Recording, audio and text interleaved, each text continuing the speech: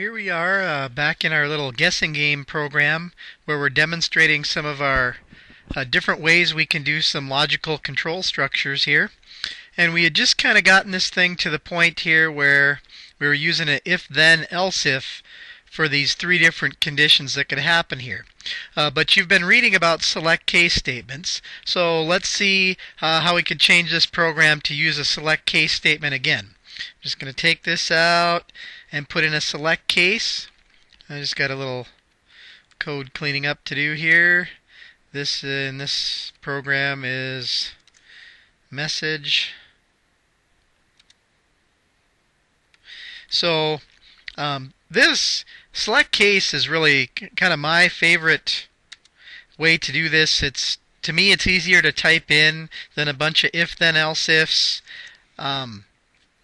It's easier to read, I think, and it's easier to understand kind of what's going on here, in my opinion. I mean, it's not the perfect, just like anything else, there's no one perfect solution for everything, but to me, I like this a little bit better than the if, then, else, if, and all that kind of stuff here. Just getting some spacing cleaned up here. But so here this right here does exactly the same thing as our previous if then else if did. We've got int guess as a variable. The user is putting that into a text box.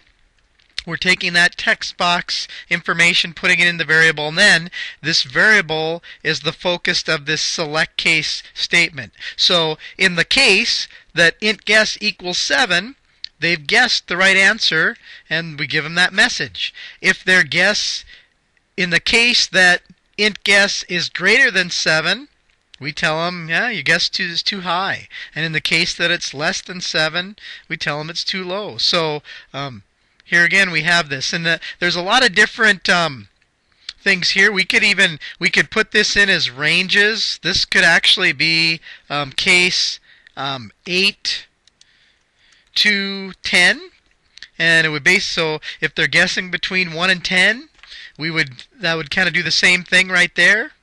We got cases less than 7, and we could put in here, we could even have a case else. If I could type, where in the case else we said something like me label message text equals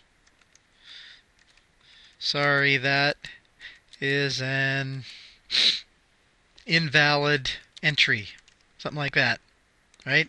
And then we got a kind of a catch-all in there if they do something different. It is important to note that as soon as this select case runs right here, when one of these cases evaluates to true and it performs the code that's inside that case, it doesn't even check any of the rest of them.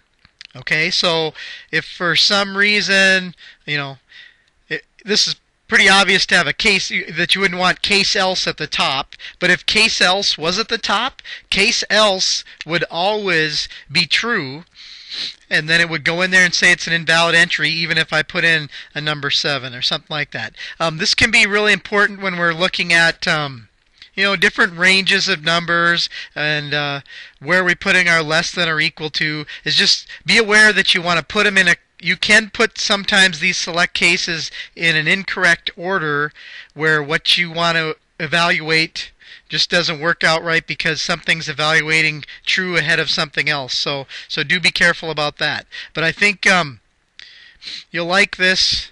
Using select cases, to me, they're a little easier to enter. They're definitely easier to read and see what's going on in the logic. So your task is to